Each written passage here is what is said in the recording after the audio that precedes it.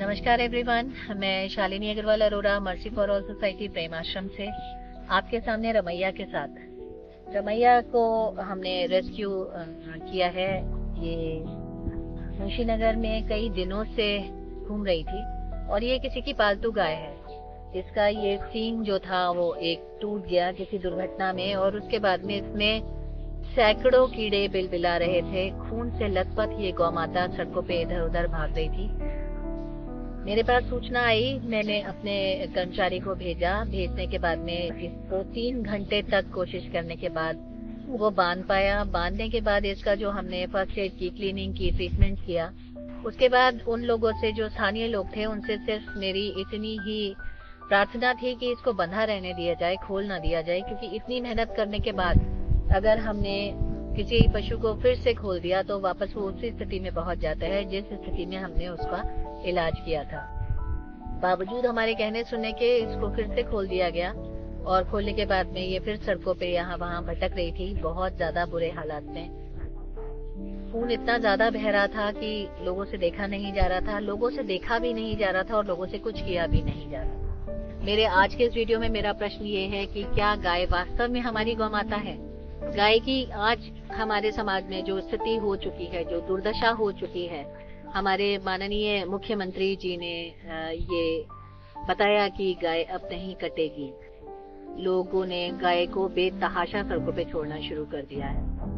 हम कितनी भी कोशिश कर लें, रोज के इतने सारे केसेस हमारे सामने आते हैं। मेरा सवाल है उन लोगों से जो देख के इग्नोर करते हैं, जो देख के अनदेखा करते हैं गाय की पीड़ा को, तो वो ये बात कैसे कह सकते हैं कि गाय हमारी माता है? अगर गाय वास्तव में हमारी माता होती तो अपनी माता की पीड़ा को अगर आप अनदेखा करते हैं तो आप गाय की पीड़ा को अनदेखा कर सकते हैं।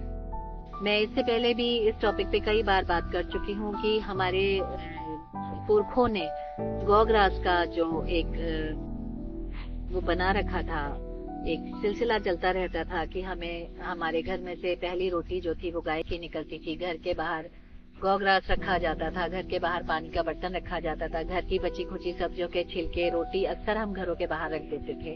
वो सिलसिला अब मॉडर्न जमाने में खत्म सा हो चुका है। हमारे बच्चों को, आज की पीढ़ी को ये नहीं पता कि हमारे घरों के बाहर कुत्तों के खाने का बर्तन, गाय के खाने का बर्तन क्यों रखा जाता था। वो इसीलिए रखा जाता था कि जगह जगह पशु भूखे ना भटके, प्यासे ना भटके, गर्मियों में पानी ना ढूंढे। लेकिन आज के समाज में जहाँ पर स्थिति ये हो चुकी है कि लोग अपने माँ बाप को छोड़ देते हैं, अपने सगे संबंधियों को छोड़ देते हैं, तो वहाँ गौ माता का दर्द कौन समझेगा? मेरे पास इतने सारे केसेस आते हैं और मेरा यही पूछना है सबसे कि तमाम दल, तमाम गौ रक्षा दल, फलाना रक्षा दल, ये रक्षा दल, वो रक्षा दल, ऐसा दल, वैसा दल, मैं बहुत सुनती रहती हूँ। मैं पूछना चाहती हूँ उन सभी गौ भक्त भाइयों से, उन सभी दलों से कि इतनी ज्यादा दुर्दशा में गायें पड़ी रहती हैं सड़कों पे, यहाँ वहाँ पॉलीथीन खा रही हैं, घायल पड़ी हैं, बीमार पड़ी हैं, बेसहारा पड़ी हैं, क्यों नहीं मिलके सब लोग एक ऐसी पहल करते कि अपने अपने क्षेत्रों में जहाँ पर वो देखते हैं गाय इस स्थिति में है तो वहाँ पर कोई अगुवाई करने के लिए क्यों नहीं आता? क्यों लोग एक दूसरे के ऊपर डालते हैं? क्यों लोग एक दूसरे का चेहरा देखते हैं? क्यों लोग एक दूसरे के नंबर फॉरवर्ड करते हैं? अगर हम थोड़ी सी कोशिश करें, अगर हम थोड़ी सी मेहनत करें, अगर हम थोड़ा सा किसी का दर्द समझें तो हम इस स्थिति में पहुंचने ही ना दें। जैसे ही हमने देखा कि कोई गौ माता कष्ट में है तो हमें तुरंत आगे आना चाहिए। हिंदू हैं, हिंदूवादी हैं, हिंदू सोच के हैं, लेकिन गाय आज जिस स्थिति में है उसके लिए दोषी कौन है?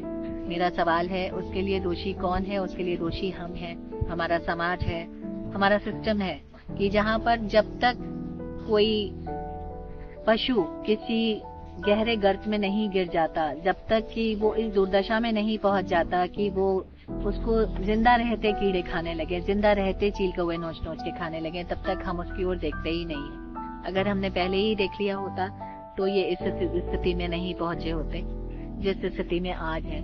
मेरे पास पीछे तमाम गौवंश हैं, तमाम बछड़े हैं जो कि अपने घरों से फेंके गए हैं, जो कि सड़कों पे एक्सीडेंट हुए हैं, जो परित्यक्त हैं, जो गायें जब तक दूध देती थी तब तक तो वो अपने मालिकों की चहेती थी, अपने पालकों की चहेती थी, और जिस दिन से दूध देना बंद कर दिया, जिस दिन से उनका मतलब खत्म हो गया, उस दिन से वो गायें उनके लिए खत्म हो गई। उससे उनको कोई मोह नहीं रह गया, कोई प्रेम नहीं रह गया, कोई अपनापन नहीं रह गया। क्या फायदा है इसी दुनिया का, क्या फायदा है इसे समाज का, क्या फायदा है ऐसे पशु प्रेम का, कि जब हम किसी पशु को ऐसी स्थिति में पहुंचा देते हैं कि वो ना सहने लायक होता है न कहने लायक होता है।